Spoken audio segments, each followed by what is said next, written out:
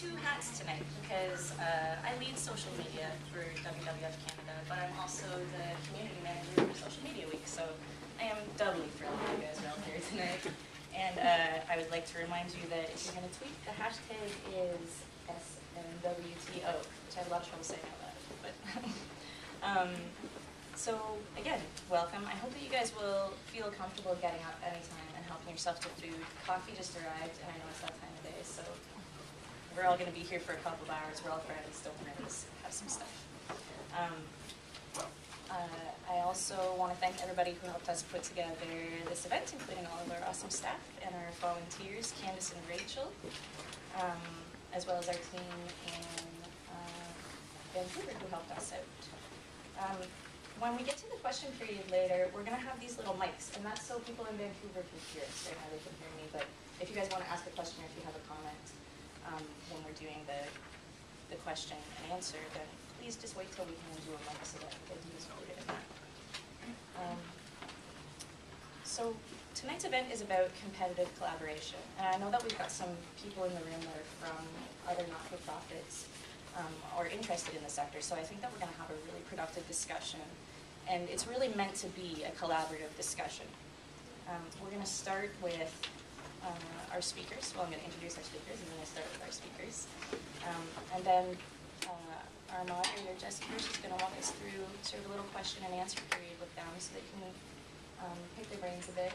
And then we're going to split out into smaller groups for a little while and just kind of work over the question about how we can use social media to collaborate more effectively together, how we can kind of take the next step.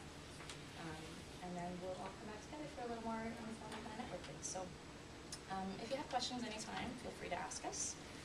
The washrooms are just across the hall at the door that you came in, the big glass doors. And I think that's it for housekeeping. So let me introduce our wonderful panel.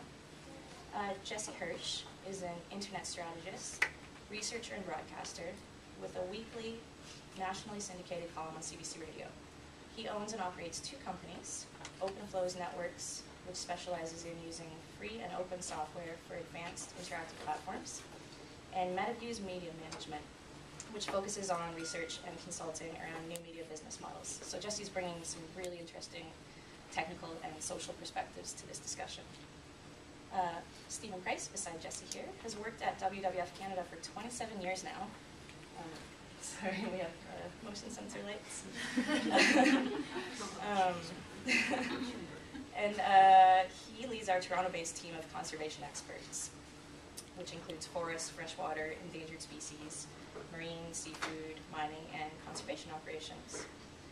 He's worked previously on Canadian forest and FSC projects, Latin American conservation, and endangered species protection. He's now one of our most engaging bloggers, and I think he's going to have a little perspective from both the online and offline world to share with us. Next up, we'll have Zoe Caron, who's our climate policy and advocacy specialist.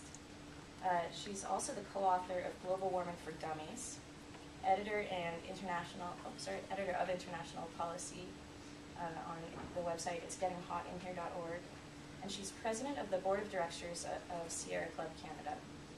So she's not too busy. And we've been following her mostly via Twitter as she's jetted around to climate conferences around the world for the past couple of years. Tava Harrison from the Nature Conservancy leads the focus for fundraising in social media. Her background's in publishing, film, media, and marketing, so she's also used to wearing a lot of hats. She describes herself as a waffle enthusiast, which I can first verify. And finally, joining us from Vancouver is Jenny Lee Silver. She's the web strategy coordinator for the Suzuki Foundation. She has over 10 years of experience ranging from social media and web strategy creation to website development and content management. She was immersed in the world of social media long before it had a name, before Facebook, blogs, and Twitter. She says she was known as that weirdo who spends most of her time talking to people on her computer. And I think that we're all still kind of those weirdos, so. I'm just so glad to have you guys all here, and Jesse, I'll let you take it. It's also one of the rare times, I think, here in Toronto that people discuss these issues north of St. Clair, so I certainly thank all of you for making that trek. But I do want to, again, as part of context, introduce or reintroduce some of you to the work of Anthony Lazorovitz, who is at the Yale Institute for Climate Change. More dialogic, a much more interactive way that removes the kind of expert-public divide and really represents our humanity in terms of everyone being affected by this. So I introduce that as a bit of a context for any of you who may not be familiar with Tony Lazorevitz's work. Again, the Yale Institute for Climate Change. But with that said, I think we do want to move through the presentations relatively quickly so we can get to the dialogue, so that we can get to the broader question and answer and breakout. So with that said, Stephen's got a bunch of props that he's prepared, so I'm expecting a very engaging and interactive discussion. So without any further ado, Stephen, I want to get past that. Thanks, Jesse.